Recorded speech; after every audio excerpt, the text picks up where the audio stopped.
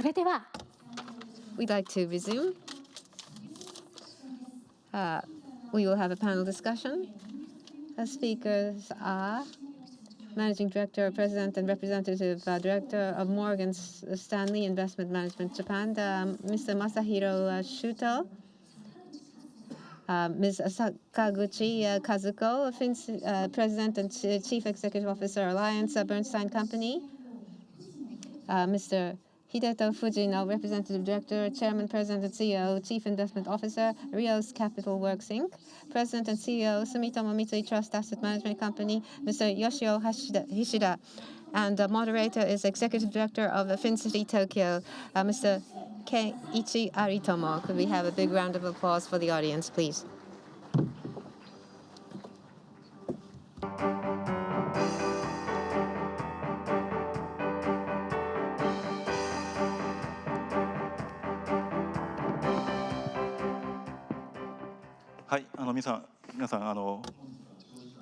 Thank you very much for your participation in this program over extended hours. We have, for the first time this time, two events, one in the morning and one in the afternoon. And there are some of you who have been with us since morning.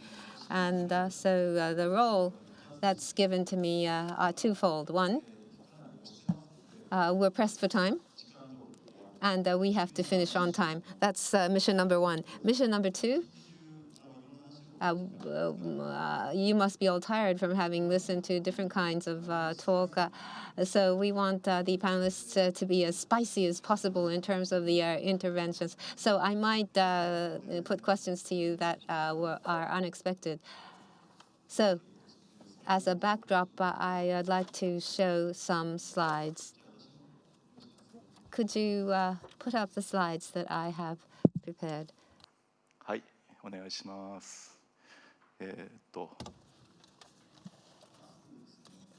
First of all, it's a very busy slide. Last year in September, Prime Minister Kishida made a speech in New York. And this is what he said in the middle of September. In FinCity.Tokyo in October, we held an event in New York. And London Stock Exchange Group, LSEG. This was in New York, but London Stock Exchange Group facilities were used. We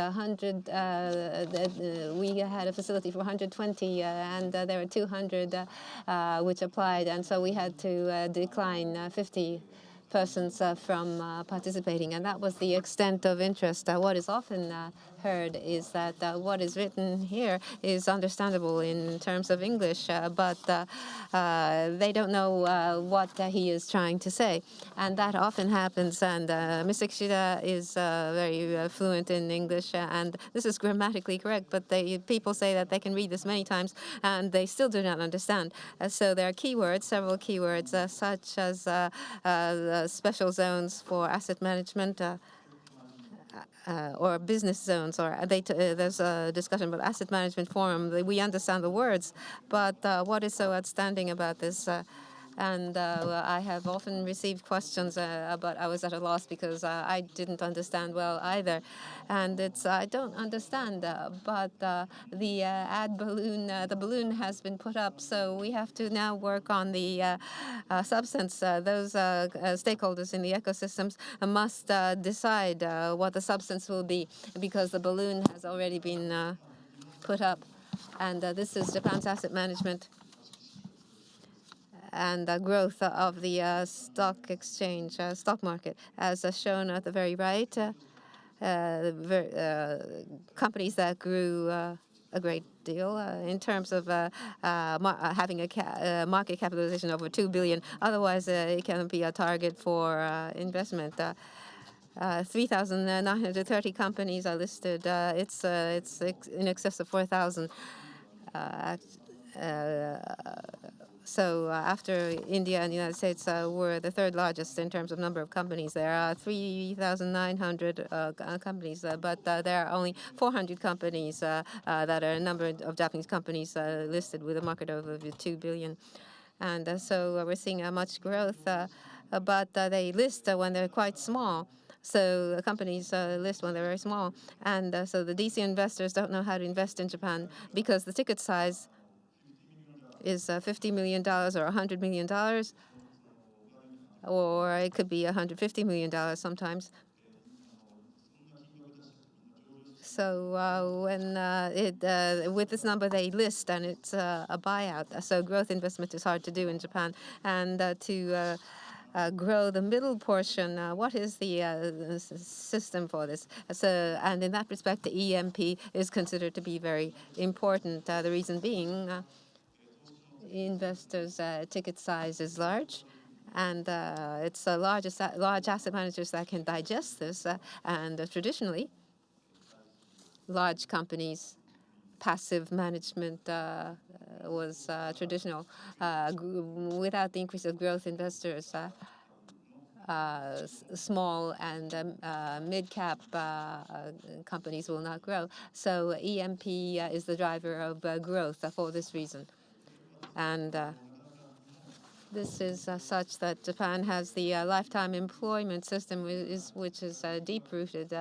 But then there are lots of startups, and they embrace solution of social problems to launch. But listing becomes an objective. They list when they're still immature, and then they cannot engage the investors. The liquidity is low, and the corporate value is low, so they stagnate. So communication to the investors needs to be improved, and we support this through FinCity.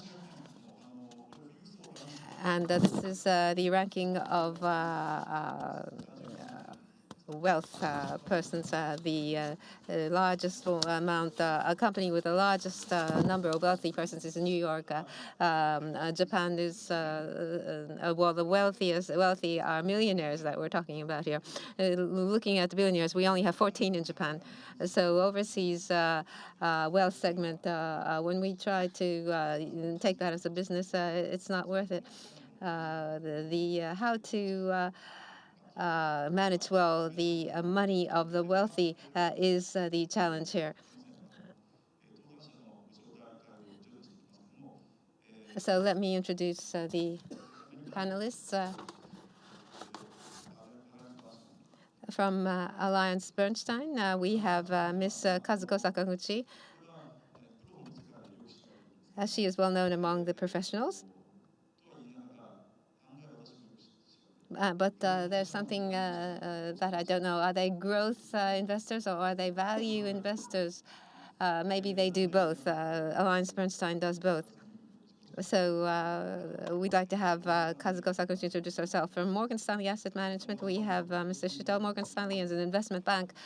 Why are they engaged in, what are they doing in the asset management business sector? So we'd like to have that explained as well. And in the United States and in Japan, when you talk about asset management business, the name is the same, but the sport that we engage in is quite different between Japan and the United States. So what are the points that you find challenging? Perhaps Sakaguchi-san can explain this, please.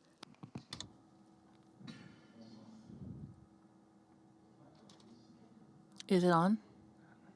Thank you. Thank you. I'm Sakaguchi, AllianceBernstein. I'm Representative Director, Kazuko Sakaguchi at AllianceBernstein. AllianceBernstein, or AB. You may not be familiar with AB. AB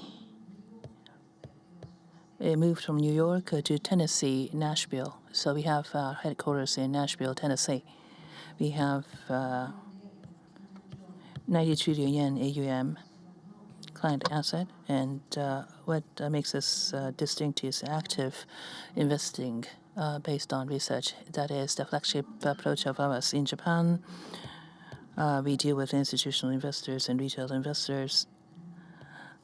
More than 30 years we have had business in Japan. The brief, that is the overview of the firm. So the question is, what makes you put you in a difficult position when you have a conversation with the headquarters in the United States? I think this applies to many in the audience, not just me. But when we have discussions, conversation with the headquarters, the message is ambiguous and hard to understand. Numerical targets and by when they should be executed. I mean,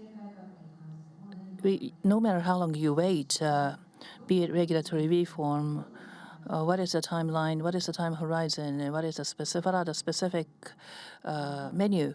I mean, no matter how long you wait, you never, those things never get announced. Japanese people are serious, so they hesitate to disclose, and they want to avoid risks of not being able to execute. So that is what I struggle when having a conversation with the headquarters. So Japanese people have in mind the timeline and the specifics of the reform, but they are fully aware of the risk of putting that in writing. So it is very difficult for Japanese companies to issue a message that is convincing. So the Americans cannot expect how much time it will take in Japan. So headquarters do not know to what extent they can commit in Japan, the Japanese market, whether Japanese market can be positioned as a major market. The objective information for objective judgment is something not forthcoming in Japan. Thank you. Next, Shuto-san, if you could introduce your firm. Buy-side Morgan Stanley. So introduce that aspect of your business. And in communicating with the headquarters, are you having any problems? Thank you very much. I'm from Morgan Stanley Investment Management. I'm Managing Director. My name is Shuto. Thank you very much. As Mr. Aritomo said, when you hear Morgan Stanley, you think of its securities business, sell-side business. Our division runs a buy-side asset management business. However, $1.5 trillion of AUM globally. We have 54 offices, 4,500 employees. So that's the size of our business. For Tokyo office alone, AUM from Japanese investors, 6.3 trillion. We have a staff of 70 members here in Tokyo. In terms of the product lineup, traditional assets, listed equities, fixed income, to what we call private assets, very broad-ranging assets we invest in. And we offer, we have a wide-ranging asset management products. And so overseas financial institutions, overseas offices, as a person communicating with my colleagues in overseas, how do you look at Japan? That's what I'm asked to comment on. So although I'm speaking in Japanese, I think there may be some views that I'm expressing that may be different from yours, but I hope that would be all right. Now, in communicating with the head office, what is difficult? What I think is somewhat difficult, as is mentioned by Sakaguchi-san, is the timeline. The due date is very difficult to explain. And on top of that, if I may add, what is going to be the estimated size of business? So scalability is unknown. If you know the scalability, you will have a rough idea of the profit to be gained, and you will more or less clearly understand how many people you need to allocate. So from the head office perspective, well, you may think that the business may end up small, or it could grow big, and they have difficulty making that judgment. And that's very difficult to communicate. So less predictability in terms of the business environment. Thank you very much. I'd like to have everyone speak. Hishida-san,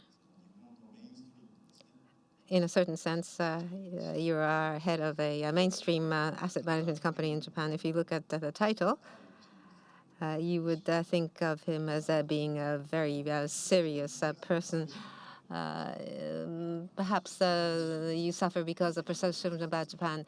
Hishida-san, since launching of FinCity at the very beginning, you have been very positive, and emerging manager program is something that you have been positive about, even though it might become a competitor in the future. Japanese, you might say Japanese companies are not that bad. The Japanese business environment is such that it suffers from the impression people have, the incorrect impression people have of Japan. Do you have something to say on this? Thank you very much. Thank you, Hishida from SUMITOMO MITSUI Trust Asset Management. In the interest of time, if I may give straight answers to the questions posed. How shall I put it? As a large asset manager, what is most lacking? The greatest problem is lack of diversity. I think it all comes down to lack of diversity. So large asset managers, they're all doing more or less the same thing, running very similar models. As a result, there is not much diversity. So seen from the outside, seen from the inside here in Japan, products and strategies that you can have confidence in. It's very clear to see that because of lack of diversity. And I think that is the greatest challenge. As Aritomo-san said, as we heard in the morning session, EMP showcasing, I have been participating in that for some time. And so a person like me, if I'm a large asset manager, why am I involved? Well, the same with our firm, the same with other larger firms. In order to foster various strategies, we do have seeding programs, and they're on the order of tens of billions of yen. We've been doing that, and yet there's so much that's lacking.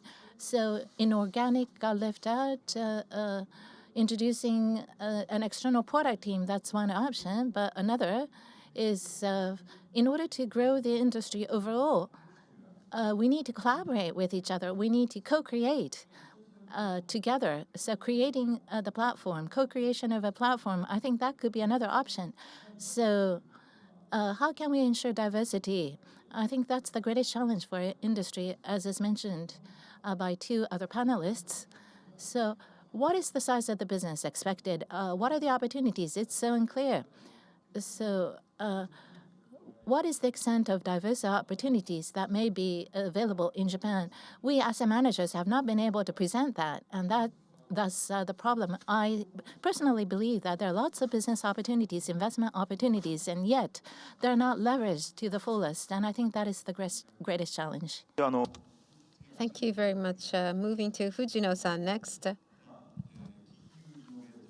Financial innovator in that capacity, emerging asset manager. FinCity.Tokyo, before the establishment of the entity, we've been talking about this, and finally, EMP has gained citizenship and currency. Originally, you're an asset manager, and you have high social recognition. Very few entities have that. And oftentimes, we cite you as a case of success.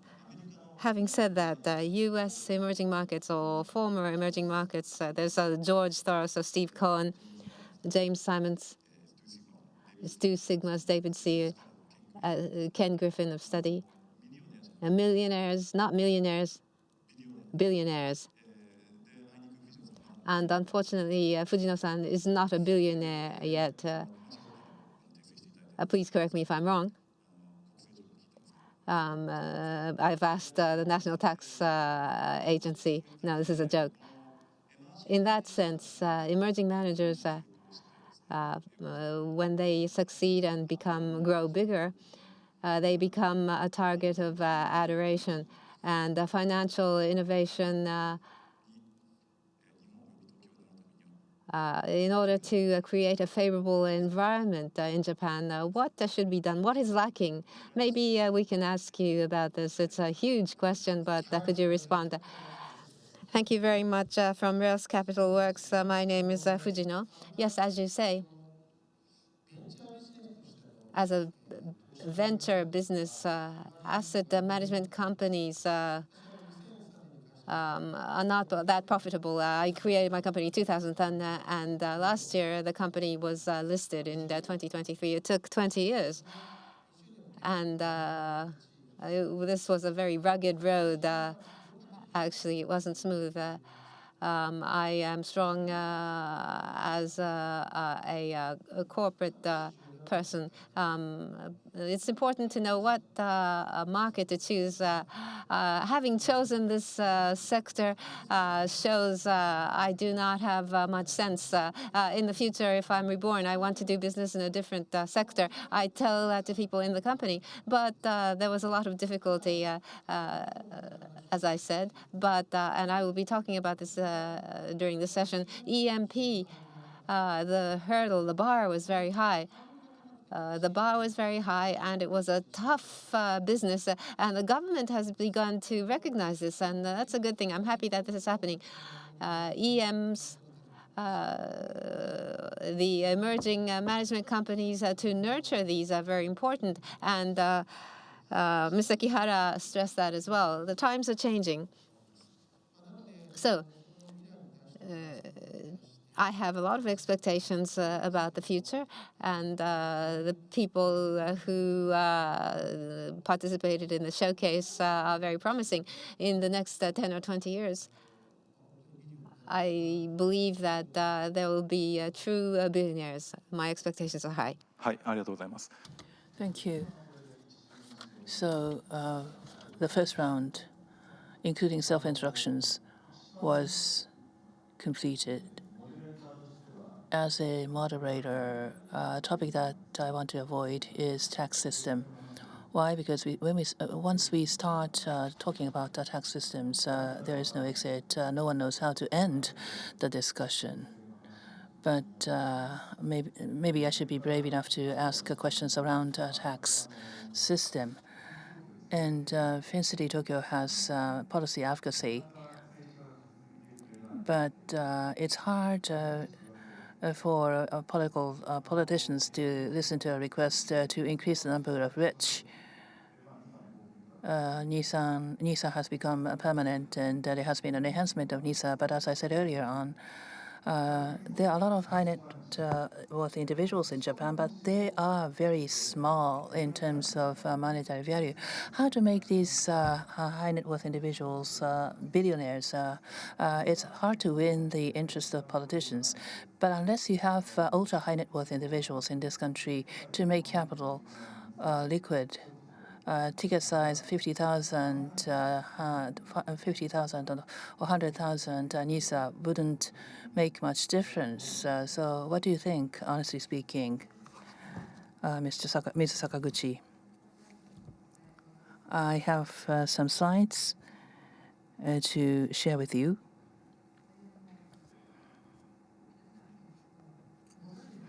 I'm sure this is familiar to many of you. But a retail asset in Japan and U.S. It's a comparison of Japan and the United States in terms of retail asset. Financial asset, real estate percentage difference between Japan and U.S. Furthermore, we have financial asset in the hands of Japanese retail investors, 30%, including negotiable marketable securities. But on the right-hand side, you will find a breakdown of financial asset in the hands of Japanese and Americans. There are two reasons behind this phenomena. Unless you have an experience of success, it's hard to sustain investing. In the United States, this is price index. In the U.S., although there was a financial crisis, Enron, debacle, yes, there were at times the S&P went down, but roughly speaking, it's been going up. So novice investor, by investing steadily, the asset has grown by twice or three times. What about Japan? The market has become very active last year, and renewing historic high since the bursting of the bubble. So in terms of sentiment, we now have positive news in Japan, but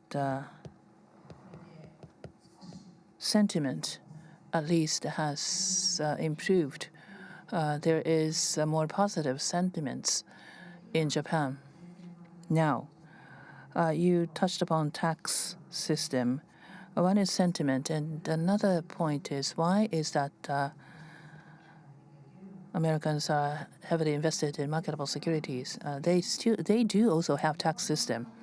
In U.S., they have tax system. In the case of Japan, real estate, insurance asset, financial assets, particularly marketable securities, the tax rates on them and regulations on them, it is less favorable for marketable securities among different asset classes. So in the context of NISA, NISA has become permanent in terms of income tax, and they have tax incentives. So a new NISA has taken a good start, and I hope this will lead to a momentum. I fully get that. That is why Buy Japan has gained renewed attention. But if you want this to consolidate, tax rules will have to be reviewed and seriously feel the need. Relaxing on one side and tightening on the other side won't be sustainable. So now we have positive signs on the sentiment side. Then tax system should be reviewed so that this momentum can be retained to make this to consolidate it. The fundamental reform cannot be made overnight, but the different tax rules for three different asset classes should be revisited, and inheritance, which has been seen as a taboo in tax world, but asset generated by one generation in the United States, they have angel tax system, and the amount taxable amount is 1.4 billion yen or more. You don't get taxed if it's below 1.4 billion. So a tax system should incentivize long investment with long horizon. Whether a policy to recoup everything that you have generated within a generation is better or not, it would be better for high net worth individuals to invest capital with long investment horizon, and the government has to encourage the high net worth individual capital so that this capital can be leveraged to boost the economic growth, and that is where the government of Japan can do a better job. Thank you very much.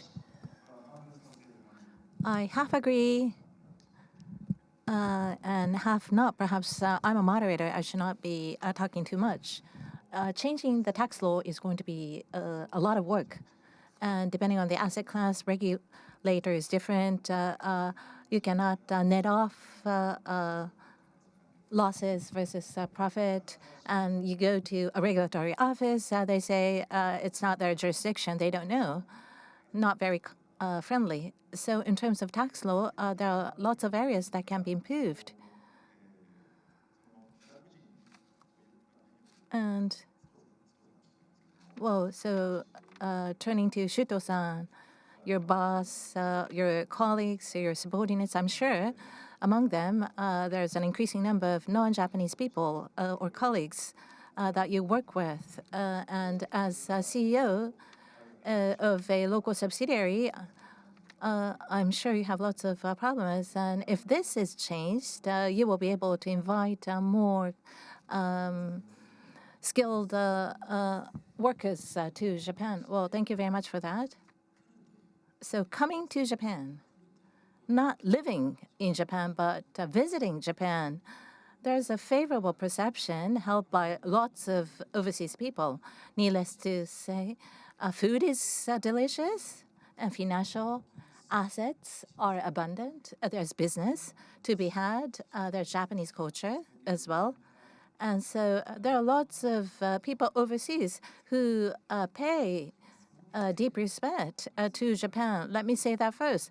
But if they consider living in Japan, what happens? There are two things.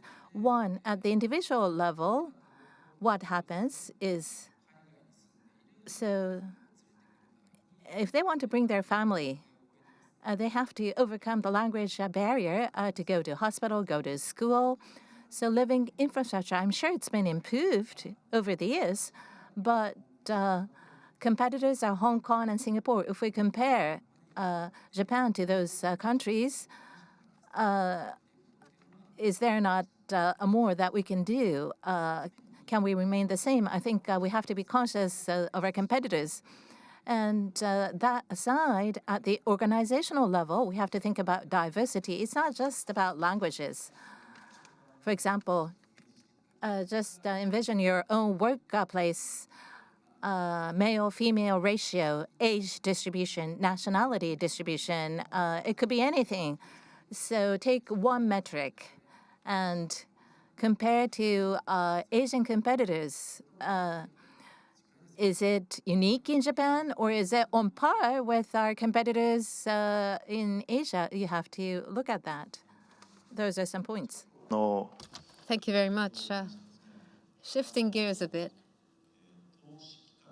investment opportunities. In that sense, for a long time, Fujino-san invested in small and medium cap stocks. So I'd like to hear your views on this.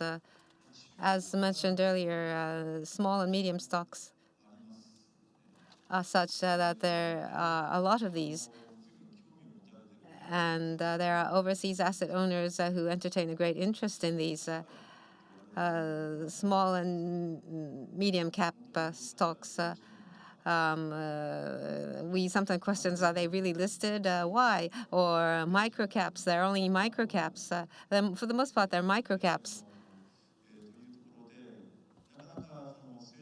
So it seems as if there is opportunity for growth, but they don't know how to go about investing in these. That is the kind of market this is. So in what form can we upgrade all of these? Or in the case the market cap is less than 20 billion, maybe the listing was wrong, and so you tell them to restart. Is this what we should tell them to do? There's a lot of discussion in market reform. What is your view on this? When they are not listed yet, METI is the ministry that has jurisdiction. When they're not listed, venture capital companies, management banks and insurance companies, securities companies, as if people were rallying around the company to increase momentum to list. It's like a festival in which all these parties engage in. Now, once they go to do the IPO, the jurisdiction shifts to FSA. And so they talk about the protection of customers and the number of stocks in circulation. It enters into a world of governance. It's a cold world. So entrepreneurs, they list. They are surprised at the difference in atmosphere between before IPO and after IPO in terms of capex. Starting of 5 billion, they can list from 10 to 100 billion. They are not targeted by institutional investors. In annual terms, they may grow 20–30%, and they have good governance, but they are ignored to a considerable degree. So it's a pity. So it's a vacuum here. There are very few investors. From the standpoint of large institutional investors, they're too small. From the venture capitals, they cannot invest because they're listed. So it's a vacuum here. And so I often say that in the unlisted world, you have aquatic mammals who engage in battle in the water. of course, there is a food chain and survival of the fittest. And so those who win come up on land. Once they're on land, they have to use their lungs to breathe. And so as the companies grow, or as these animals grow, they become elephants and lions and human beings. What we have in large numbers, we have amphibious animals like iguanas in between water and land. They cannot grow bigger and they cannot return to the water. We have a lot of these animals. So what to do about these? This is existence as a sector, and it exists as a business. So how do we target these? The existence of EMs become very important here. When I was EM, I targeted these entities. In a long run, we have to engage in stock selection. So we can generate return which is different from bigger entities. As an iguana hunter, I engaged in this. In the long run, they may evolve and become elephants, and the key is to find these. And what to do about financing. One solution would be a pension, to create an investment scheme using pension funds. And also the other way of doing this is creating EMs and giving them 30 to 50 billion yen and to hunt iguanas to generate return. If this sector is activated, what the Prime Minister is speaking, the startup strategy will be perfected in the long run. And so as a venture company, it grows and it does IPOs. And if there are financing entities, after IPO, the company will grow even further. Immediately after IPO, well, before IPO, they can finance. But after IPO, entities find it difficult to finance. So they're thrown into the desert after IPO. So they have to overcome the desert to grow further. And that is the impediment to growth here in Japan. So we have to do something about this. The iguanas on the shorelines, and there are sea bugs, insects. We eat fish and we eat cattle. We don't eat creatures on shorelines. At least I don't. But that should be looked at as a market. But the EM's role is to push them, make up their mind whether they go to the water or they go to the land, or is it their role to expand the market? It seems like they are iguanas, but the first form of Godzilla and the second Godzilla is small. But in the third phase and the fourth phase, some Godzillas get bigger. It's just that they are too small, so they are hung out dry. A famous case in Japan is that there is a company called Shift in Japan, and Shift has 1 trillion yen or so market cap. It has grown to be a major player. But this company, 5-6 years ago, they started with a market cap of 3 billion. So Mr. Tange, a brilliant CEO, was active doing IR and generate performance, and was discovered by small investors, and they're now a huge company. So the name has increased by multiple factors. So it's not just about size. It's not that the big size is ignored. It's not that we are taking lightly the small players, but it is very important to find those small players that has the potential to become large. Why is it that there is an absence of unicorn in Japan? I think Japan should produce more unicorns. But I feel that 10 billion yen market cap company A country with many of those may seem cool. Zuckerberg, 1 trillion market cap company. Zuckerberg is rich, billions of dollars. He's a billionaire.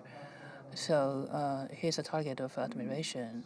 So he's doing a lot of things for the society, and that is a positive for society. But 10 billion, 30 billion market cap company, and you have the management team, and they have asset to talk about, and the management is enthusiastic about their business. It's better to have hundreds and thousands of them. It's different from the United States, but it's just a difference of location. It's not just about unicorns. You may think the country without a unicorn is bad, but we have different deities in Japan. We have always had different deities in Japan. 10 billion, 20 billion companies have existed in Japan, and they have all registered growth.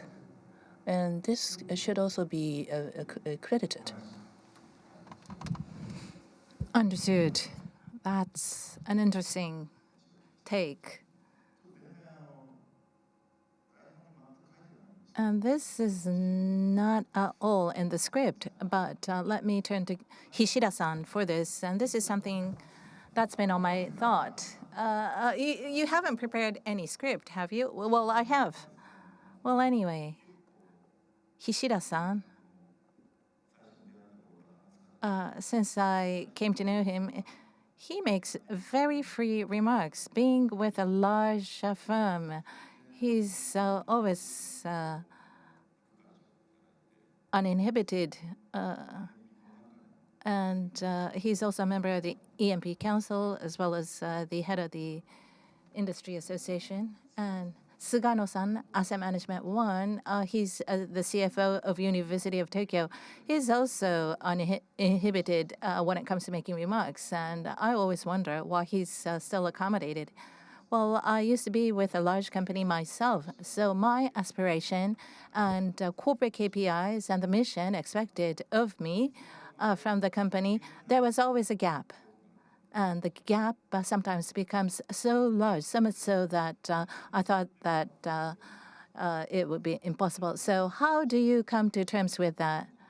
So Investment Trust Association chairman, you said about your starting discussion to integrate with another association. So your true thought, your true thinking, and something that you have to say as president and as vice chair of an industry association, there are certain expectations. How do you go about aligning all those thoughts? I think it's irrelevant to today's topic. Well, just to briefly answer your question, conversely put, it's a question of whether you can put yourself in an environment where you don't necessarily have to think too much. Well, of course, sometimes alignment is necessary, but don't think too deeply about it. Fortunately enough, I have been in that environment where I didn't have to think too deeply about that. Well, someone told me that because you don't read the atmosphere, that's all. But then I think that's part of my virtues, not reading between the lines too much. And what Fujino said earlier was valid. I think Japan has great things. We don't necessarily have to follow Western models. And of course, Japanese companies have to change, but they can change in their own Japanese way. Getting back to what Fujino-san was saying earlier, public versus private. So as you get out of the water and go on land, the scenery changes all of a sudden. The scenery, of course, changes, but you don't necessarily have to take that too seriously. So don't be too conscious of ensuring alignment too much. So in the West, be it public or be it public, you create a fund where you can invest in both, and you will be able to see flow of money. Well, iguana can go back to waters. Iguana can be on the land or do both. And we don't have that kind of fund that can do both, public and private. So crossover funds. I think we should have a peace of mind or that kind of state of mind to allow for that. And if we can create a flow of money for such funds, I think we'll be able to circulate our funds better, as Fujino-san said. And large companies as well as small will be able to survive better. So crossover fund.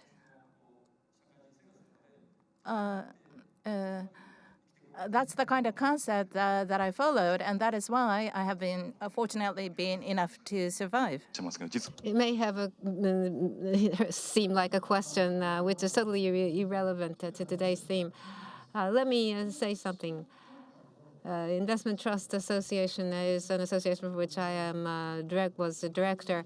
I don't take such positions often, but from 6 years ago to last year, I was in that position 7 years ago because it was an Investment Trust Association. There are leaders of investment trust, Nomura, Daiwa, CEOs, and so forth. And 7 years ago,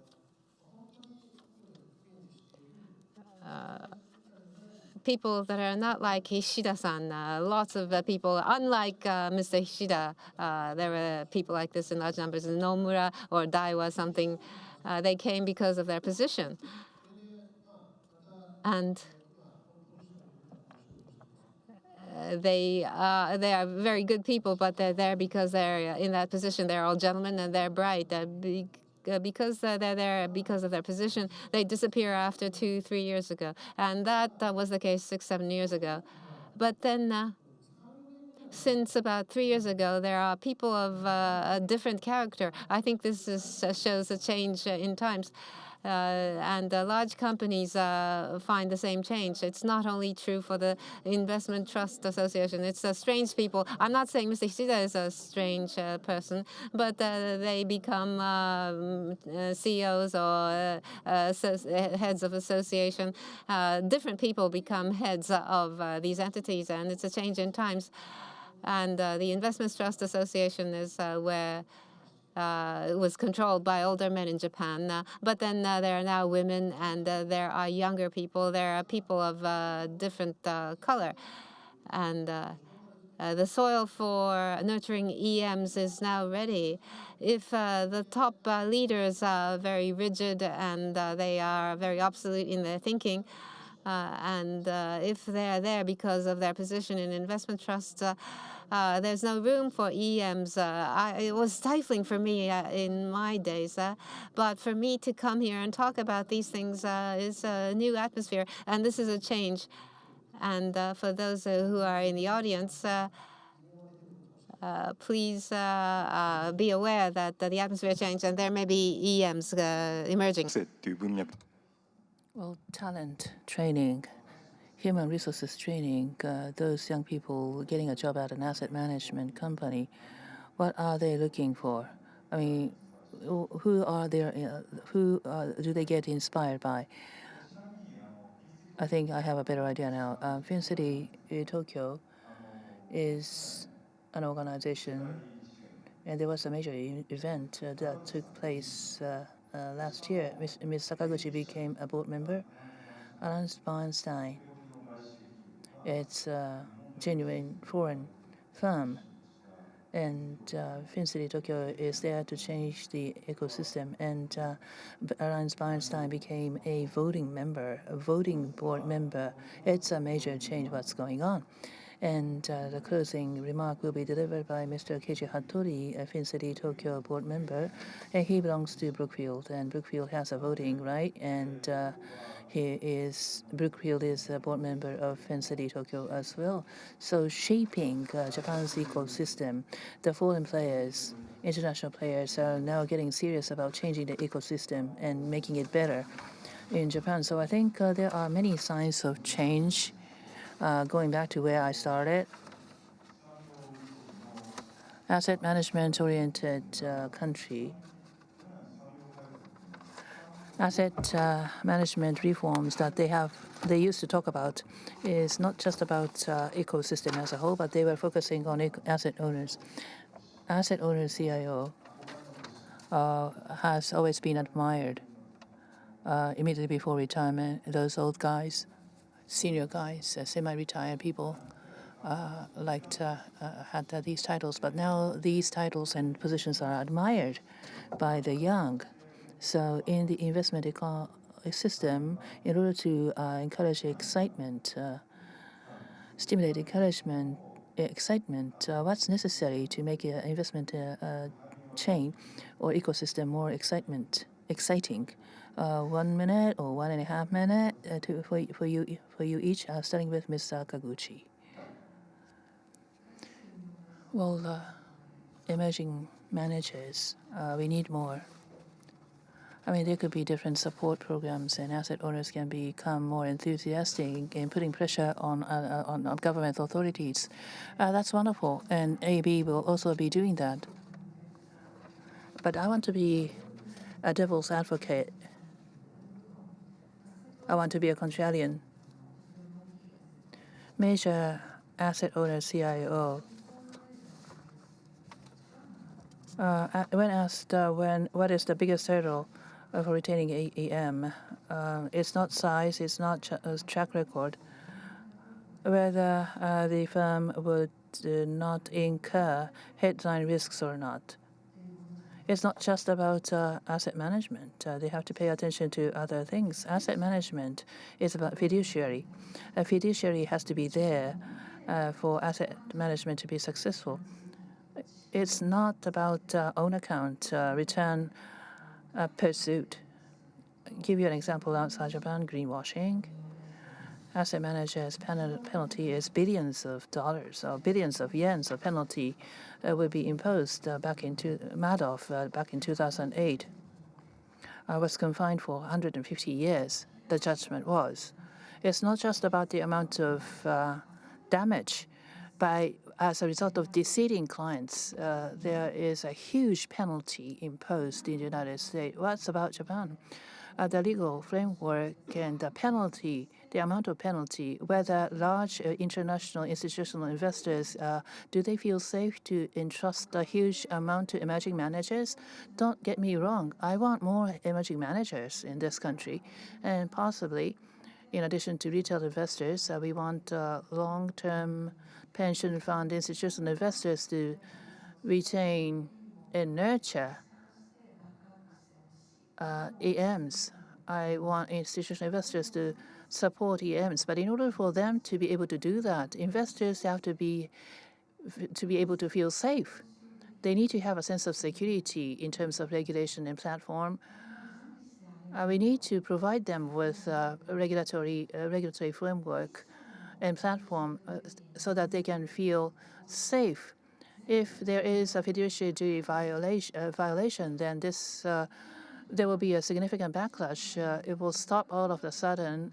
We may have had good emerging managers, but no one will be there to retain emerging managers if there is there's one scandal. So regulatory framework, legal framework, penalty. I mean, the market size has dramatically changed in comparison to what it was like 10, 20 years ago.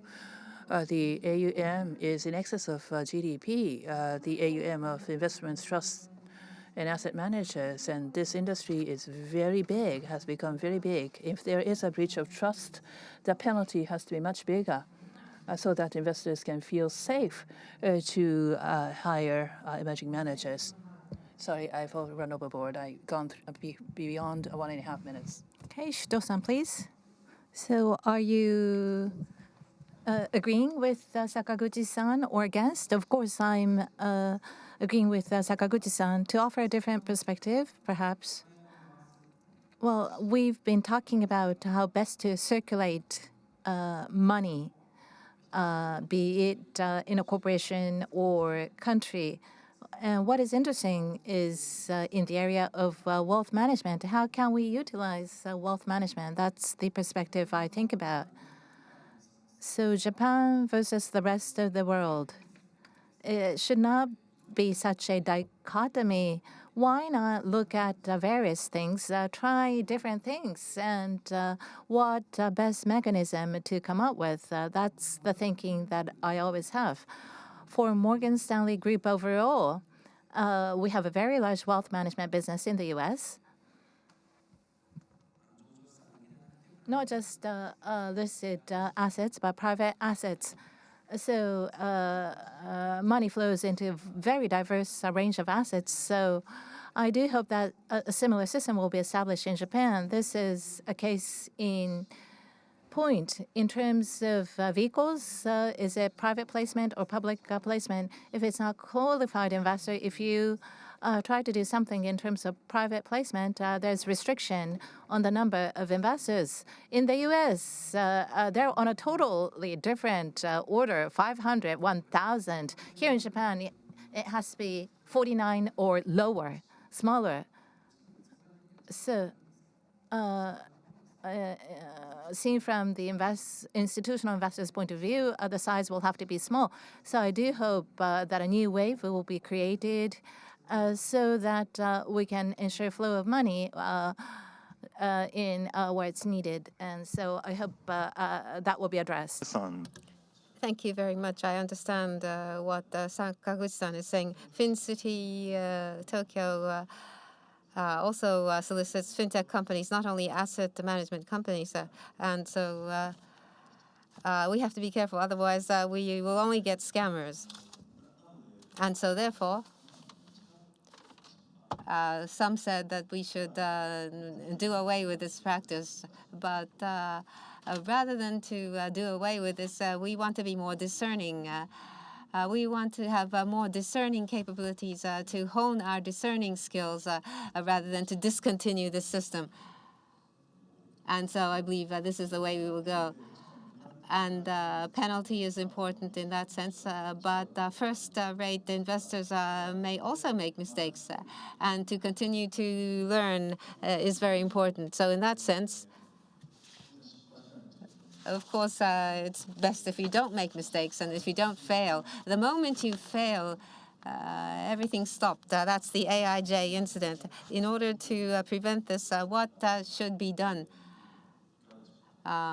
Maybe I'd like to raise a question on this. Hishida-san, and then last Fujino-san, if you could wrap up. In that sense, as has been mentioned earlier, the investment chain overall has to be upgraded, and that's true. And it's also related to what you said, the asset management-oriented company, or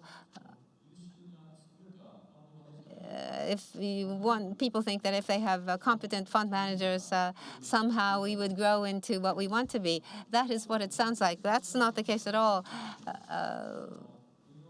The management companies and the sales, marketing companies and asset owners, these are entities that are easy to understand. But then EMP is a prime example.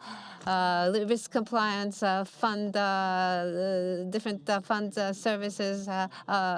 We need all of this. Otherwise, growth cannot be achieved.